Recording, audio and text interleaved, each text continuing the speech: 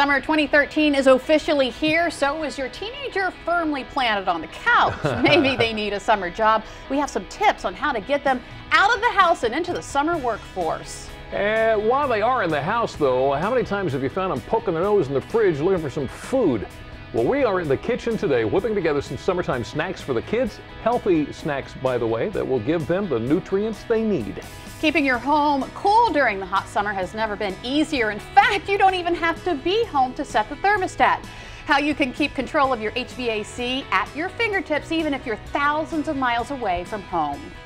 Okay, at first glance, she may look like a mermaid, but actually she is a wildlife educator. How she's teaching kids and keeping them entertained without coming up for air.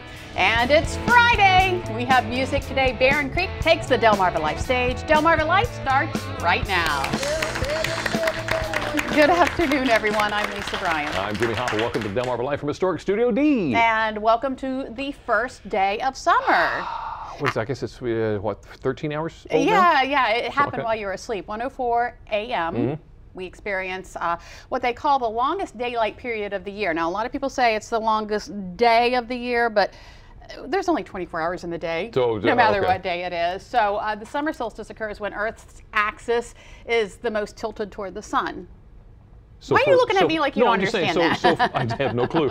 So for us in the northern hemisphere, that means we're facing it the most. Yes, exactly. Okay. And why the day is actually seems longer is because our twilight part of the evening is actually longer because I guess the sun or the Earth doesn't go around the sun in a complete circle. Right, so the sun is actually staying above the curve a little longer. Gotcha. That makes sense. Did I dumb that down enough? Because I didn't know what I just said. You know what? If I understood it, you dumbed it down just perfectly. So we want to know what you're doing this summer. Do you have a summer tradition that you and your family take part in every year? We asked our viewers on Facebook, and we got a response from Diane Brubaker. She says she goes fishing on her brother's boat in Chrisfield, and of course, eat crab. So, of course. Of course. I think that's one of our summer traditions. We get out for a crab feast at least once a summer. Right. And yeah, so what are your summer traditions? Go to Facebook so we know what they are. Zach and I try to make an O's game. I know. Oh, okay. Game. So, that's a good one. And I hate to say this, I haven't gotten the tickets yet, so I think I better get busy before Well, it's only the first day, so you have yeah. a little while. Technically, you have until like, what? Well, that would depend, I think, on the Orioles season, but we won't talk about that now. Well, something that's becoming a summer tradition for many is the Firefly Music Festival. I know it's becoming a summer tradition for my daughter and myself. Organizers of this year's Firefly say ticket sales have more than doubled last year's attendance. So if you went last year, expect more than twice as many people there this year. Now, you went last year. I went last year, so I know how many people were there, and I know how much space there was. So, yeah. And you're going this year. And I'm going, look, I'm already ready. You got it. I've got my 3-day pass on already.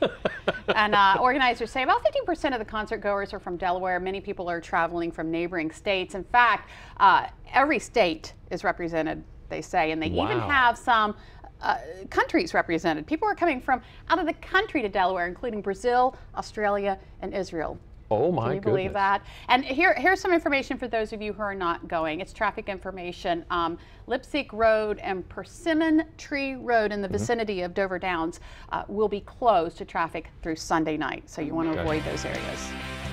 Well, there's lots more going on this weekend. If you know, everything seems to be going on toward the water, the beaches. You know, we've got the Dew Tour, we've got Chicken Festival. Chicken Festival is going on. So much going on. If you want to stay inland, tonight is Third Friday in Salisbury. That starts at 5 p.m. in downtown Salisbury. This month they're celebrating urban artscapes, and this is a nice collage of different buildings downtown. Isn't that neat? Because you never really stop and take a look at things like this when you're downtown. I mean, I don't. You should. The plaza will be the center of the action with artists and crafters set up.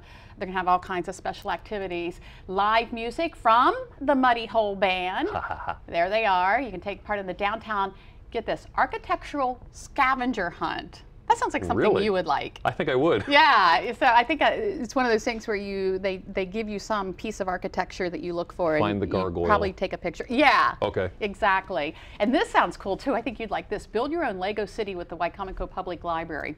Done. I'm there. You're there. That would be and fun. they're also going to have a guided tour of St. Peter's Episcopal Church. If you've never been inside that church before, you want to go in there. It's, I mean, talk about architecture. A lot of the churches in downtown Salisbury are amazing. Neat stuff. In that sense, yes. That does sound like fun. That does, it's just So something that's happening, what, in an hour? It starts in an hour. Yeah. So you're not Do you going like to that? I looked at my Firefly just to see what time, to see what time it was. She's planning.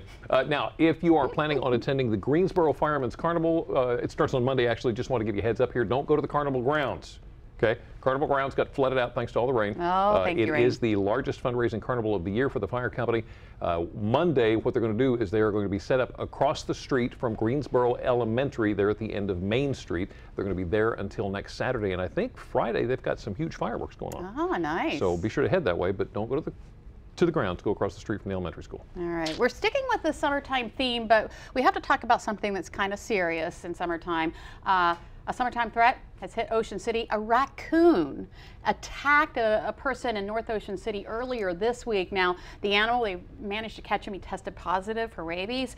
The Worcester County Health Department is asking that anyone who came in contact with the raccoon in North Ocean City, apparently he was like charging people. Yeah. It was pretty serious. They need you to call them. Their number is right there, 410-632-1100. Now, if you do see a sick, acting, or aggressive animal, no matter where you are, make sure you call law enforcement. Right. I know we had a groundhog outside of our house once, and he just wasn't acting right. He was like running into the sidewalk, or running into the steps at the sidewalk and everything, going in circles.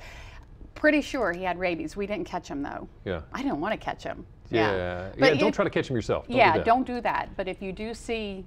And anytime you see a raccoon out during the day or a possum out during the day, they pay normally, attention. they're nocturnal. Right. So be careful of that. And if you've seen or had any contact, please call. When you were growing up, did you play marbles?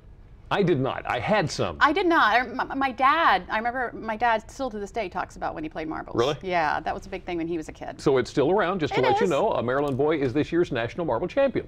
The 90th annual marble championships were in Wildwood, New Jersey yesterday. This is 12-year-old Cooper Fisher of the Frederick County Knucklers. 11-year-old Emily Cavaccini, I believe that's how you say her name. She's there on the left. She's from Pennsylvania. She's a 4-year marble veteran. Just in case you're curious, she is the other champ, the girls champion. Yeah. 4-day tournament featured 26 boys and what's this? Taking advantage of his office, I believe. Oh my! 26 boys, 26 girls competing to knock the marbles out of the circle. Yeah.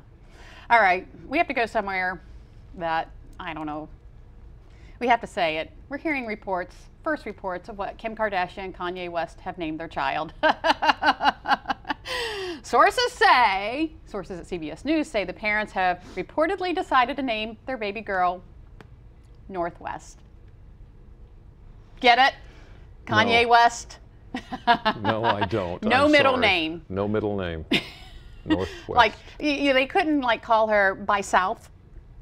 North by South, I don't know. TMZ first reported news Thursday night, citing the hospital birth certificate. E, which airs Kardashian's reality TV series, also confirmed the name the couple will apparently call Northwest Nori for short. What's with these people? Do they not get one of these little baby books that has all the names? Yeah, right? You know, I mean, we're always talking about it. You know, the most popular names and everything. John, George, we're not sure, Mary. We don't think North? Northwest is going to hit the list. We could be wrong. NBA championship staying in South Beach for a second straight year. LeBron led the Miami Heat to their second title in a row. Heat becoming the NBA's first team to beat the Spurs in the NBA Finals. Also the second year in a row, by the way, for LeBron to be named the NBA Finals MVP. All right. How old is he? I don't know, but old. isn't he retiring? Is it, I thought no. Seriously? I don't know. I don't know heard basketball. That. I didn't say that. I'm no 20, source for NBA. I think Director Warren said he's thinking he's 28 years old, retiring at the ripe old age of 28. Wouldn't that be about right? You know, some of us, we have, we think she's a Rottweiler mix. She's a fairly big dog, and we like having Katie because she is a big dog. Right. And to look at her, if you don't know her because she's a sweetheart, it could be a little off-putting. So we feel that's a little bit of protection. And a lot of us get big dogs for protection. Right. So what could be more frightening than a Doberman? Oh, yeah. Take a look at this. That's a big Doberman. A lot of people know there is only one thing that could possibly be more frightening than a big Doberman. That'd be a little one. And here's the thing, it's not even real, is it? I think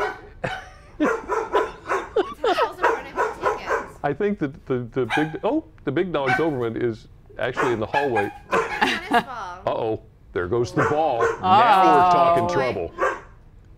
You know what? I like this. Watch this. Watch this. So there you go. That's the kind of dog I want.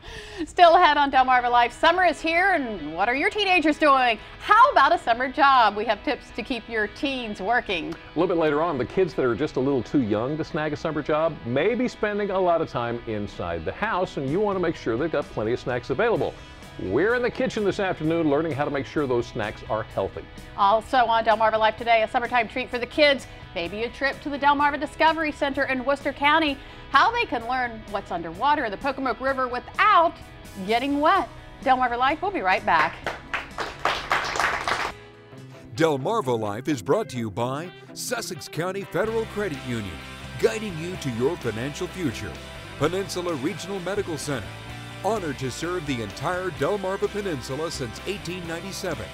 Your local York and Mitsubishi dealers. And State Farm Insurance. Like a good neighbor, State Farm is there.